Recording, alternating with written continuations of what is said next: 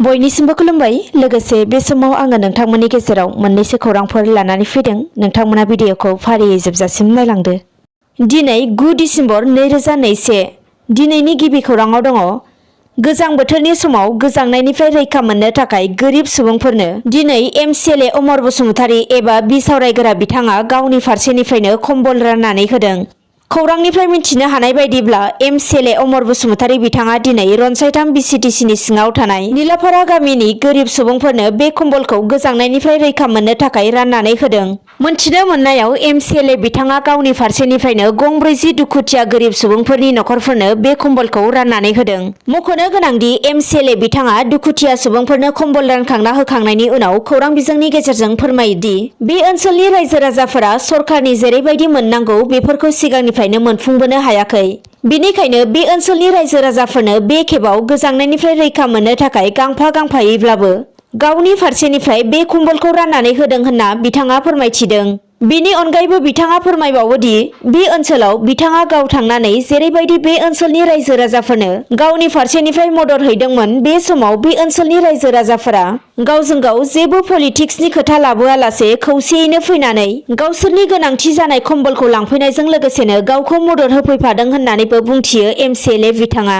बेनिखायनो एमसिएलए अमर बसुमतारी बिथाङा निलाफारा गामिनि रायजो राजाफोरनि सायाव गोजोननाय फोरमायनायजों लोगोसेनो बे ओनसोलनि रायजो राजाफोरा जेरैबायदि सरकारनिफ्राय मोननो गोनां सुबिदाफोर दङ बेफोरखौ फैगौ समफोराव मोनफुंहोनांगौनि थाखाय राहा लानाय जागोन होननानैबो खोथा होयो एमसिएलए बिथाङा।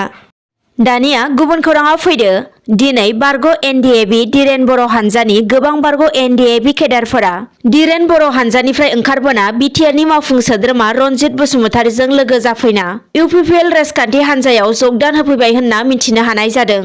खौरांनिफ्राय मिथिनो हानाय बायदिब्ला दिरेन बर' बिथाङा गावनि हानजानि गोख्रों मावथि रग'NDFB फोरनि थाखाय बिटिआर गोजोन गोरोबथाजों फैफानाय रिहेबिलिटेसननि खामानिखौ मावफुंना होनो हायाखै। बेनिखायनो दिरेन ग्रुपनि गोबां रग'NDFB फोरा दिनै बिटिआरनि मावफुं सोद्रोमा रनजित बसुमतारीजों लोगो जाफैदों आरो इउपिपिएल राजखान्थि हानजायाव जगदान होफैदों होनना मिथिनो हानाय जादों। मख'नो गोनांदि खौरां बिजोंनि गेजेरजों दिरेन ग्रुपनिफ्राय ओंखारबोनाय रग'NDFB बिथांमोना फोरमायथिनाय बायदिब्ला आथिखालाव जे इउपिपिएल बिजेपि जिएसपि जुथाइ सरकार सोलिगासिनो दं, बे जुथाइ सरकारखौनो बिथांमोना जेब्लाबो हेफाजाब खालामनानै हारिनि जौगानाय खामानि मावलांगोन होनना फोरमायथियो। गुबुन खौराङाव फैदो। बाक्सा जिल्ला बरिमाखा गुदि बर' थुनलाइ आफादनि सनाथि फोरबोनि गाहाय खुन्थियाखौ दिनै बिटिआरनि बुंथिगिरि काथिराम बर'आ गायसंनानै होबाय। रायखांनो नांगोनदि फैगौ 27, 28 आरो 29 डिसेम्बर खालारखालि सानथामनि हाबाफारिजों बरिमाखा जावलिया देवान गेलेग्रा फोथाराव बरिमाखा गुदि बर' थुनलाइ आफादनि सनाथि फोरबोआ खुंफुंजागोन। बेजों लोगोसेनो बाक्सा जिल्ला बर' थुनलाइ आफादनि खुंगा 16थि बोसोरारि जथुमा आरो बाक्सा जिल्ला दुलाराय बर' हारिमु आफादनि खुंगा 5थि बोसोरारि जथुमायाबो बे एखे सानावनो खुंफुंजागोन। बेनिखायनो दिनै गाहाय खुन्थिया गायसंनाय हाबाफारिखौ बिटिआरनि बुंथिगिरि अदेबानि बानजाय आफादनि मासिगिरि काथिराम बर' बिथाङा मोजाङै मोजां मावफुंनानै होलाङो।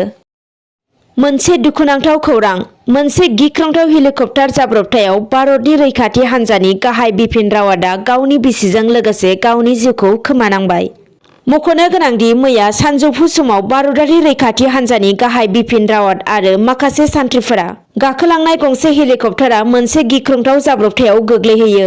मोनथिनो मोननायाव बे जाब्रबथाया तामिलनाडुनि कुन्नुराव जानानै थांदों आरो बे जाब्रबथायाव सा 3 सुबुंफोरा जिउ गोमादों। दिनै बेलासिनि मोननैसो खौरांफोरा बेखिनियानोमोन। गोजोन्थों।